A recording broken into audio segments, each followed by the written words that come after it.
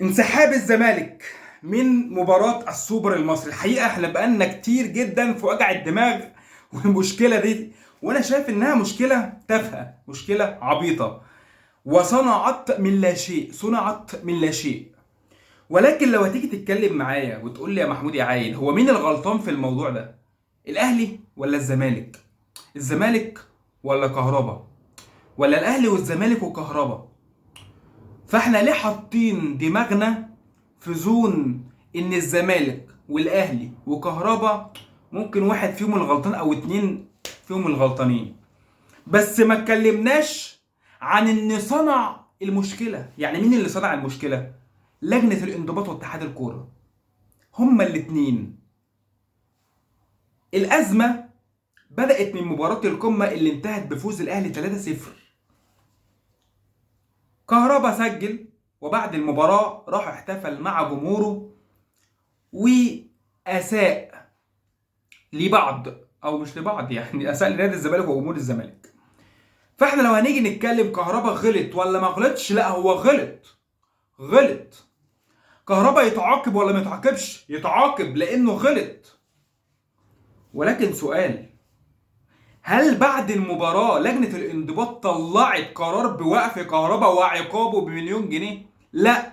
طب امتى حصل العقاب ده؟ حصل بعد المباراة دي بشهور، شهرين ثلاثة، بعد رجوع كهربا في الفورمة، بعد ما بقى كهربا مؤثر في النادي الاهلي.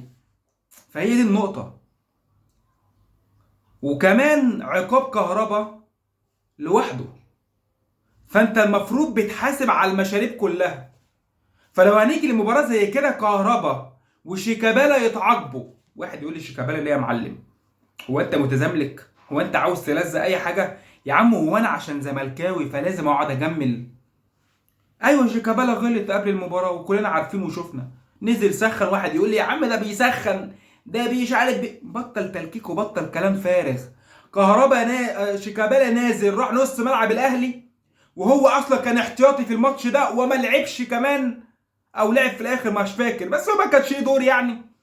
وراح استفز جمهور الاهلي، وجمهور الاهلي عارف اللي هو بينه وبين هما الاثنين حساسيه، احترم نفسك وما تروحش. راح استفزهم، شتموا شيكابالا، شيكابالا لف وش راح لجمهور الزمالك شاور لهم كده، شتموا بعض هما الاثنين.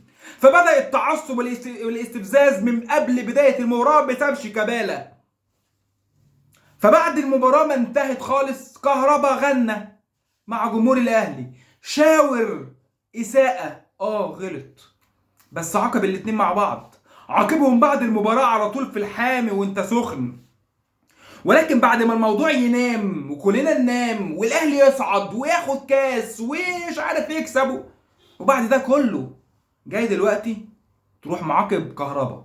والاهلي داخل على سيمي فاينال دوري ابطال افريقيا، هيلعب السوبر المصري، مباريات مؤثرة، وكهربا لاعب مؤثر في الاهلي دلوقتي. فانت دلوقتي الاهلي يقول لك انت بتعمل ليه كده دلوقتي؟ فالاهلي حقه انه يتكلم. طب الزمالك ينسحب ليه؟ لان الزمالك حقه برضو ان كهربا يتعاقب، بس كان المفروض يتعاقب بعد المباراة على طول.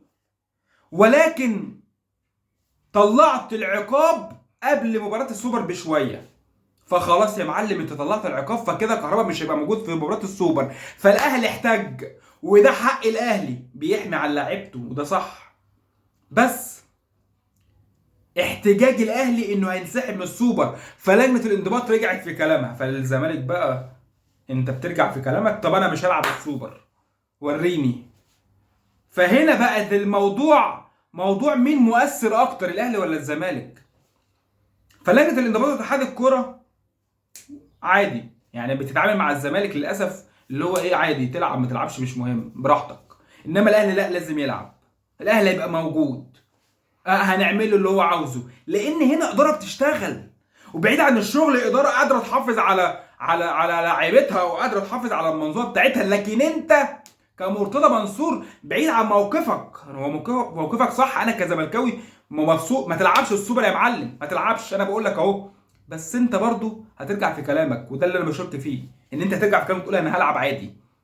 ولكن علشان اقفل الحلقه واقفل الفيديو ده، برضو في النقطة المهمة، لا زمالك ما غلط في انه ينسحب، لا اهلي غلط لما قال هنسحب، لا كهربا كمان غلط انه يتعاقب. هو غلط، هو عمل غلط، وانه يتعاقب انه يتعاقب بس العقاب اتاخر كتير. فهنا كهربا يحتاج، انت جاي دلوقتي ليه يا معلم؟ نقطة من أول السطر. السبب الأول في الأزمة اللي احنا فيها لجنة الانضباط واتحاد الكرة والمنظومة. ممنوع منعا باتا دخول مدني، دخول الحكومة في المشكلة الرياضية. لأن الزمالك لو حصل التدخل ده المفروض، يعني لو في رئيس نادي ذكر، لو في ناس شغالة صح، روح يا معلم الاتحاد الدولي وقول ده الدولة بتتدخل في الرياضه المصريه. هوبا الاتحاد الدولي يعمل ايه؟ على فكره الاهلي كان هيعمل كده، كان هيروح الاتحاد الدولي يشتكي وزير الرياضه وهيقول ان في تدخل. وكان وقتها هيحصل ايه بقى؟ سواء الزمالك راح ولا الاهلي راح، هيحصل ايه؟ وقف نشاط الرياضي في مصر. لا في كوره، لا اهلي، لا زمالك، لا منتخب مصر، لا اي حاجه، كله خلاص هوا، كله هيقف. اكل العيش الناس كلها هتوقف.